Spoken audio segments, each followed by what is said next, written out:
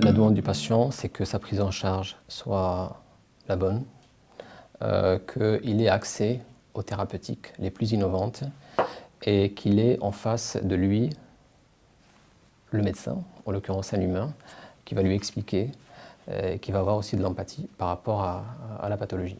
Aujourd'hui, on parle du patient augmenté. Il se connecte sur Internet, il va aller sur les forums de discussion santé, et quand il vient voir le médecin, quelque part, il a quasiment beaucoup d'informations sur sa pathologie ou sur le diagnostic qui lui a été posé. On a en face aussi un médecin qui va devenir de plus en plus un médecin augmenté, au regard des outils de l'IA qui vont lui être mis à disposition.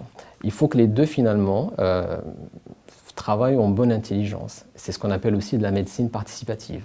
Le patient va participer et de manière active à sa prise en charge, au parcours de soins qui va lui être proposé.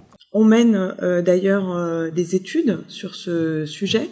On en a mené une à l'automne avec des résultats qui sont assez positifs, puisque les Français et Françaises ont entendu parler de l'intelligence artificielle et comprennent le concept de l'intelligence artificielle à 88%.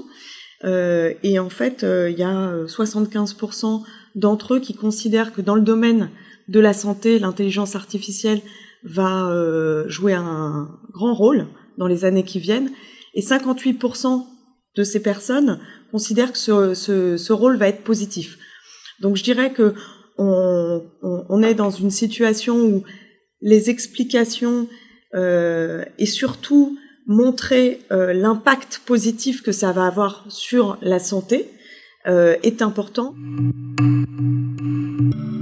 In fine, l'objectif de tous ces bouleversements, c'est une médecine qui est plus prédictive, plus personnalisée, plus participative, plus ciblée.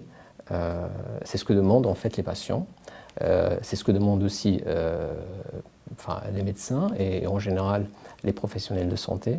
Mais il faut bien sûr que ça se fasse dans des conditions où sans garantie et l'éthique pour le patient et la responsabilité bien sûr pour le médecin. Ça va permettre au patient d'être acteur de sa santé. Je crois que ça c'est très important. On voit naître des prises de rendez-vous en ligne, des parcours avant une hospitalisation avec des chatbots pour remplir son dossier, pour pouvoir poser des questions une fois que l'hospitalisation est terminée et pouvoir avoir un suivi à domicile. Et ça, je crois que les Français et Françaises vont très vite comprendre l'impact positif pour eux. L'IA, en fait, est là d'abord pour intérêt d'améliorer le diagnostic, la thérapeutique, et là aussi pour intérêt d'augmenter la performance. Donc normalement, c'est dans le sens de diminuer les coûts de la prise en charge du patient et non pas de les augmenter. Maintenant, il se peut qu'un appareillage particulier soit onéreux, mais il sera forcément contrebalancé par d'autres transformations qui vont diminuer les coûts de la prise en charge du patient. Mais en général, il n'y a pas de surcoût pour le patient et l'IA n'est pas faite pour faire une médecine à deux vitesses, une qui est pour la haute technologie et l'autre pour la médecine de base, on va dire.